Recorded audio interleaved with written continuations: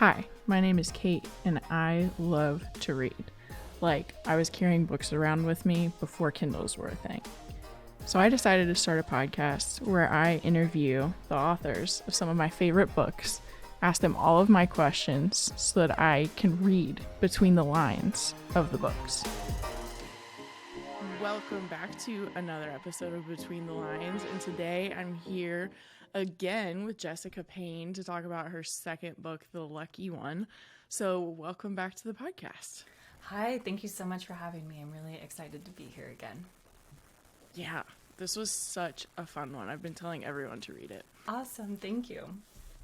Before we get into any of the spoilers or talking about the book directly, I did want to talk about some other stuff. Yeah. So what is the biggest change you've noticed in your life since like publishing your first and almost second book now? The biggest change. Well, it's kind of cool getting to say that I'm a published author because for a long time I was like, oh yeah, I just signed with an agent, or I have a book coming out, or that kind of thing. It felt very vague, and now I'm like, yeah, I have a book out and I have another one coming out, and you can be a little more specific. So that's been really cool. But then just day-to-day life has been, I think that I spend quite a bit of time doing writing related things that are not actually writing. So, marketing my book or social media, or, there's always a couple different projects going at once now, which did not used to be the case. So it just feels a little busier and a little more hectic, but I also really like it. So it's okay. Yeah. That's awesome. That's really cool. I bet it is just like, it's one of those things where sometimes like everyone's like, oh, I am an author. And then like when you can finally say like, I'm a published author, you're like, yeah. I'm for real. Yeah, for sure. Totally. It's just, it's validating to myself. And I know some people don't need that validation, but it's been really cool. Yeah. Oh yeah. People who don't need it is one thing, but I feel like we all like to have it. Yeah. So with this one, did you approach your writing process any differently than the first book? Yes. So Make Me Disappear, my first book, was a book that I had been thinking about for quite some time. I'd had those characters in my head. I had like a vague idea of what it was going to look like, and it kind of just lived in me for a while before I wrote it. Whereas with The Lucky One, it was definitely a different process. I get book ideas from anywhere and everywhere. And with this book, it came... This may be one of your other questions, so sorry if I'm getting there That's okay. too soon. The inspiration for The Lucky One actually came from a true crime podcast, and it is very, very vaguely based off of a true story. I heard this incredible podcast about a woman who tricked her would-be serial killer into letting her go. And that person, like the idea of that person, really stuck with me because I felt like that was such an amazing thing for that woman to be able to think through everything in that moment and like do that. I mean, she, over the course of a night, like weaved a tale that he slowly bought into and believed that she cared about him and that she loved him, but that she had to go home and take care of her ailing father. Like, this actually happened. And then he let her go. Wow. Like, it's a miracle. So I really wondered, who would that person become? Because whatever trajectory your life was on before that moment, it's almost certainly going to change dramatically. So I tried to picture who that person would be. And that was really the inspiration for The Lucky One. And it turned into a character named Noras Silverton. And I was like, well, I would have to imagine that she would want to make sure she could never be a victim again. So, the writing process for this, because it was based around a true crime story and a serial killer story, was a lot of research on serial killers and how they act and how they think, and because that all went into this book. So it was just more of a research-based one than just like a feeling or a vibe or feeling like the story was already inside me. Yeah. There were a lot of details to cover in this one too. So it makes sense to me that you researched it a little bit more. Yeah. What was your favorite part about writing it? My favorite part about writing The Lucky One, I loved. Okay, so I'm guessing a lot of people listening might read a lot of thrillers, and one thing that seems to be true almost across the board is that women in thrillers are vulnerable in some way, which is understandable. Like, otherwise there's probably not going to be a book, right? That's kind of the premise. Right. But the cool thing about this book is that though Nora is in a vulnerable position, she is a total badass, and she is super strong, and she is like not afraid to face down someone, and it was so fun. So my first book, Make Me Disappear, had Noelle, who is a strong woman, but strong in different ways, and also, you know, trying to escape this narcissist boyfriend. So with the Lucky One, with Nora getting to have a strong character from the beginning, it was just a really fun transition. I feel like I needed to write a stronger woman, and I've gotten a lot of feedback from early readers that is something they have really loved about this book, is that she's a badass, and it's nice to have that as a change of pace in the thriller genre. Yes, I completely agree with all of that. I've noticed in quite a few of the thrillers I've read this year that theme is coming through more, is like leaning into like a truly empowered woman, and even just like allowing just because like maybe culturally it hasn't always been that way, like allowing women to have like violent feelings about certain moments that deserve it, basically. So The Last Housewife from Ashley Winstead was a lot like that. Oh, interesting. And I haven't read it. It's on my list. Yeah, it's another one where it really is about like a woman like conquering the stuff that happened to her, and like a good exploration of like female rage. Wow, and then I read wonderful. Kismet by Amina Akhtar here recently as well, and same thing. Like, there seems to be this really cool theme this year, because I've been reading thrillers for a while too. Yeah. But like more this year, I had like 3 books in a row where it was like just really powerful female characters. And it is like, it's cool because all of them actually have kind of the through line that like something did happen to them in their past. So like there was a time where they were vulnerable, and then kind of what you're saying, but like they handled it in a certain way so that like now as adults they're ready to face it. I do think that's really cool seeing that. That's fantastic. I'm really glad to hear that there are other books that are doing the same thing. Yeah, like they're very much their own very different stories too, but I've really loved like the like empowering arc, but not in like it's not in the your like traditionally feminist way. It's just like actually empowered is kind of how I feel about it. So and since we're talking about how much of a badass she is, she runs a lot, and she's training for MMA a lot. So I know you run a lot. So like every time I was reading it, I was thinking of you doing that too.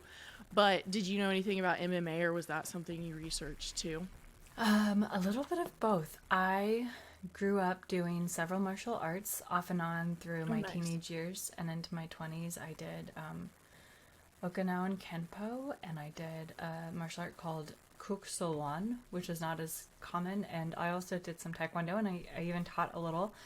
And I've always really loved physical activities, like different sports, and martial arts was just incredible. As a young woman who didn't always feel strong, it allowed me to feel more comfortable in my own skin and empowered. I have a 4-year-old daughter, and I will be signing her up for martial arts, even if it's something she's never super into. I think it helps anyone, especially women, be aware of their surroundings and also have confidence in themselves, and just the ability to speak up for themselves and defend themselves.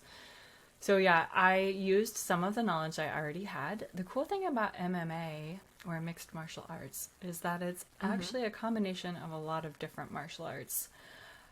However, I've never actually done MMA. I've done a couple like classes, like starter classes, just to look into it. So it did require some research. And the other thing is, you know, Nora's a professional athlete.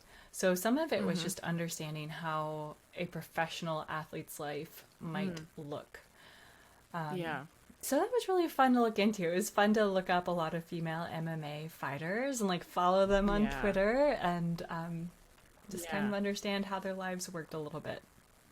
Yeah. There were some cool details, like the how she was like always having to post for her sponsors throughout it. I was like, that is probably so true for most people in that position. Yep. So we kind of talked about a little bit about what the book is, but what is like your pitch of it in a couple sentences? Let's see, an elevator pitch.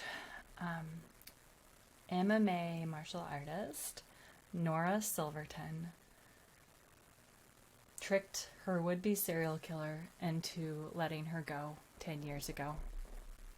A decade has passed, and she finds out that her estranged father has passed away, so she has to go home for the first time in a decade and deal with his death.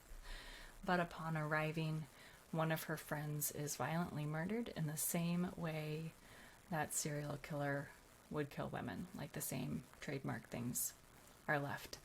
And she realizes that she has not left him in her past, and that, in fact, he has probably been close to her this entire time. That's a good summary. Thanks. If that doesn't get someone interested, I don't know what would. Thank you. It has like everything. So we are going to talk about the book in more detail now. Yeah. So if you haven't read it, go read it and then come listen again. Please do. And And if you get keep listening. If you get the paperback copy and you're in the US, let me know and I'll send you a book plate to your home. A signed book plate. Yeah. So a large part of Nora's personality, and you kind of touched on that, is shaped by how helpless she felt during her experience with Hansel, the serial killer, as a teenager. So she really learned how to defend herself, and even to the point of making a career out of it. And at one point, she does think to herself, I'll never be anyone's victim again. So how did you approach weaving Nora's teenage trauma into her adult self? Well, not half the book. Maybe a quarter of the book is made up of flashback scenes of what happened that night when she leaves prom with her friend, when their car stops working on the side of the road, when someone yanks the door open and pulls them from the car and drags them into the woods. So yeah, it was a really traumatic event. And I really tried to focus on how that would shape, having gone through something like that, how that would shape her decisions now. You know, if something like that has happened to you, how do you see the world? So the biggest part was trying to view the world that way, but then also view it through the lens of, but she's also become a total badass mixed martial artist. Like, her goal was to become the most dangerous woman in the world, and she's kind of done that. Yeah. So I think it really affects everything she does. You know, it affects the way she interacts with people, if she lets herself get close to people, if she is suspicious of them, which she is. Like anything traumatic that someone experiences, it's just interwoven into everything. Does that answer your question? I'm not sure. It does. Yeah. Okay. All right. Yeah, I almost mentioned earlier that there are flashbacks, because that's sometimes, like, I do love that, and like alternating timelines is a fun thing to read.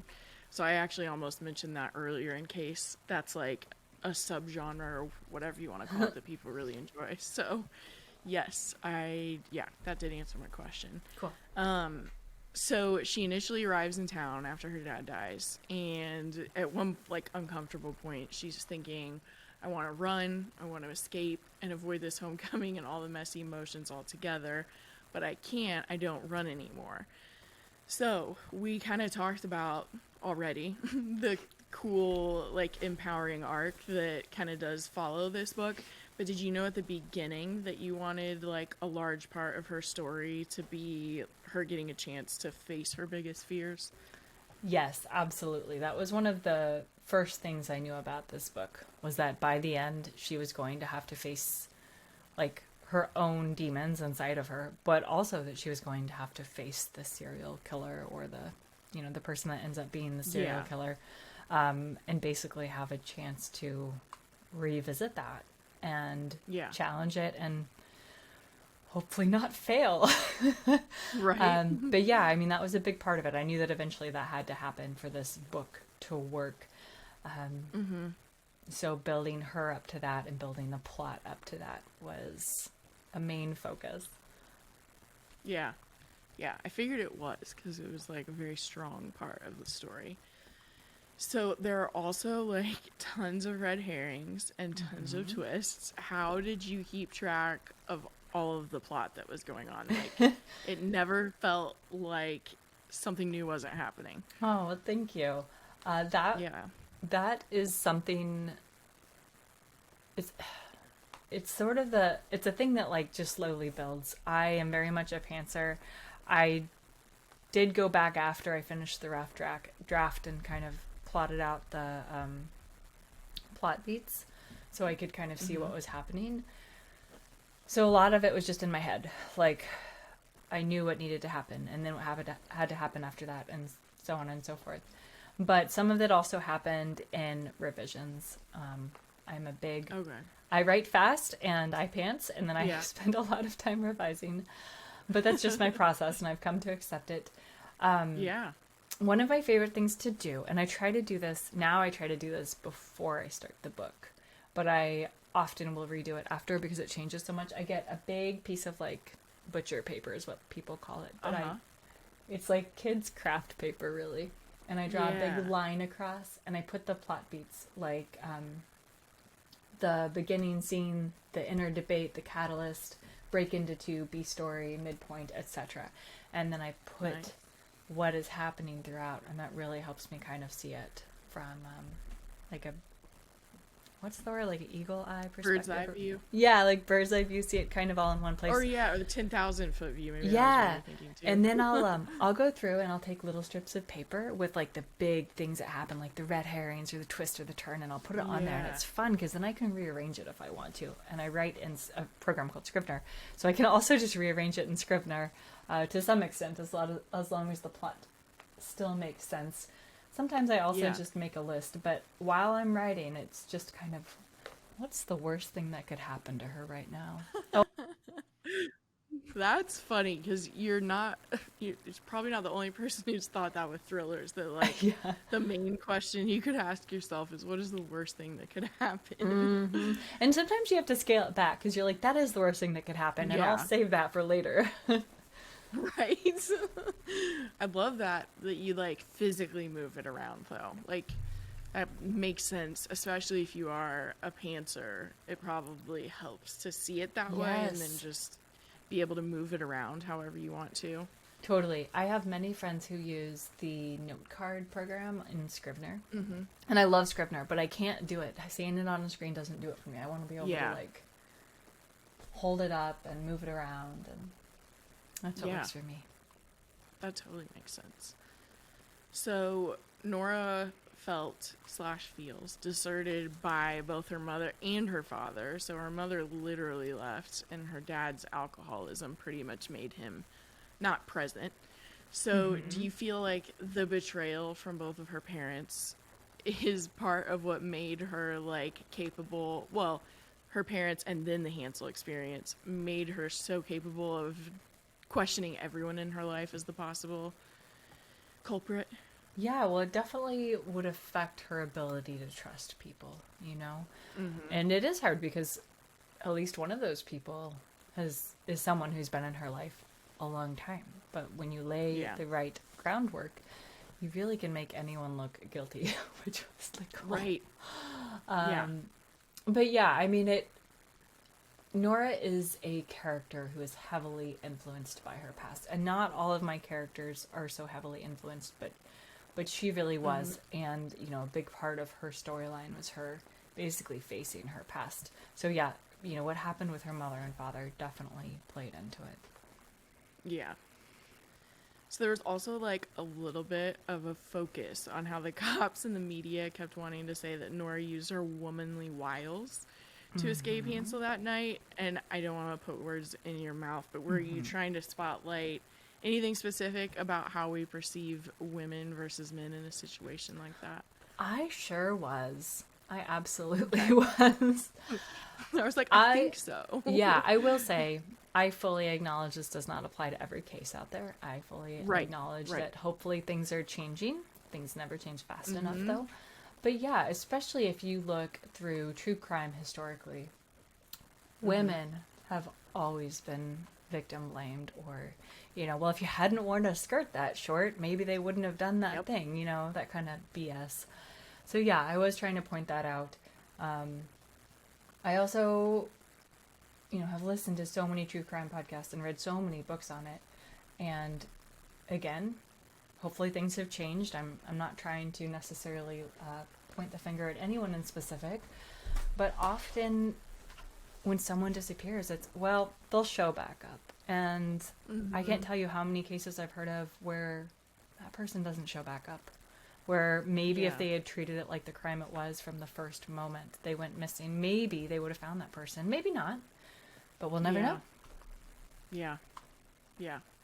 I also wanted to, and I mentioned this in the back of the book, but I also wanted to talk a little bit about true crime used as entertainment. I listen to true crime podcasts. I know a lot of people do. So, I'm looking at me here too. But I think that one thing we need to remember, that these are real people. This happened to someone with a family and a life and passions. Like, this actually happened to someone. And I tried to use Nora's character as someone who was like, this isn't entertainment. This is actually my life.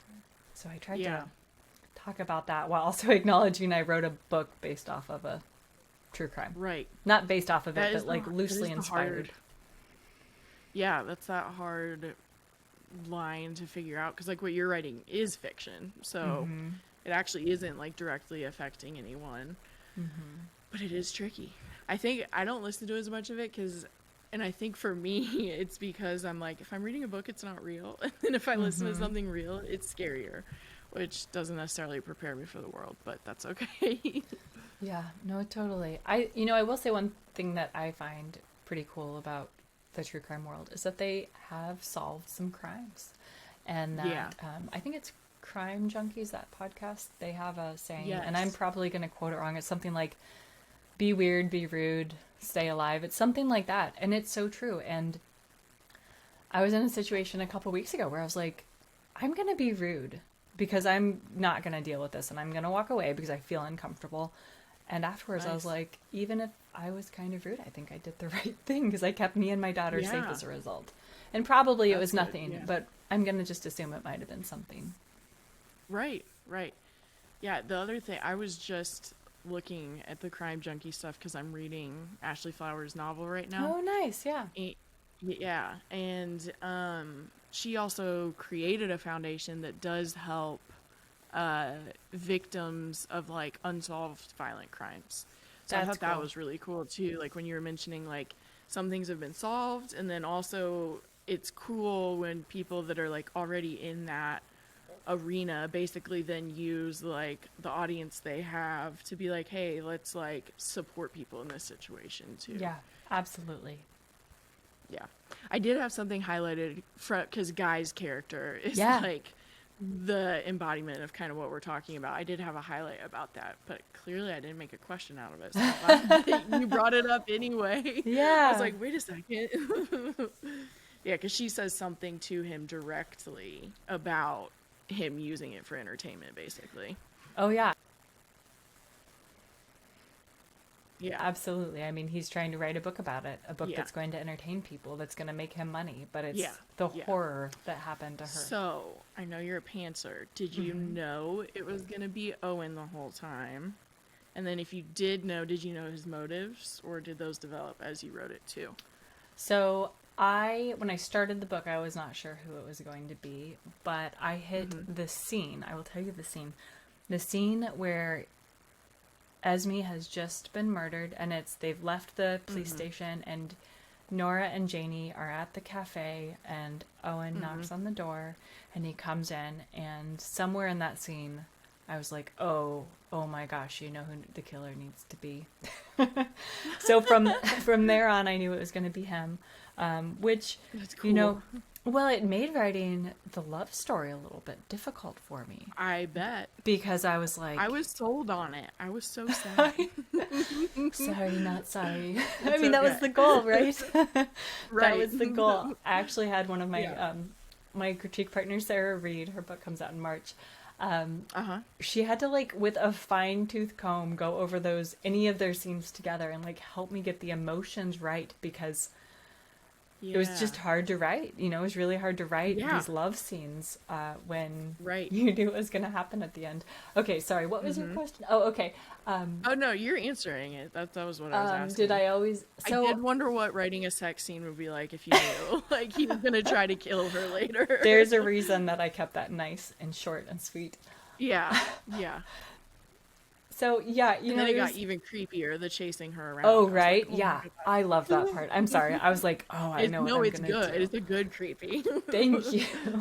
You're welcome. So, yeah, the motives kind of were established as I wrote it, and then at the end, I, like, tried to think more deeply about it and bring it all full circle and have everything really connect and make sense. So, to answer your questions, a little bit of everything. But, yeah... You know, it was fun. You know what was fun to me? And I would say the people I've talked to, about a quarter of them have guessed the ending and 3/4 have not, which is, I think, a good percentage, because if nobody's guessing it, then you probably haven't laid the groundwork clearly enough. But I really wanted people to get to the reveal and look back and be like, oh my God, like, one, how did Sweet Owen do this? But also, how did I not see it, you know? Because, like, the signs were kind of there. Yeah. So, like, that Ray was really shows fun. up, like, all grumpy, like, right after Esme dies, and you're like, oh, I guess I should have been paying attention. I can't, like, it's like, anytime I try to think about writing a book, I'm like, I get, my OCD is like, I would have to know exactly what it would be like. And then when people say that, like, they're writing a scene and they know how it's supposed to go, I always think that sounds so, like, magical. So that's cool. To know how the scene's supposed to end? Or, like, when you're in the scene and that's when you're like, I know it's going to happen. Like, it's, like, coming to you. Not that you, like, had to plan it out. Like, it seems so much more artistic and cool. Well, I think for some people that inspiration comes as they're outlining ahead of time.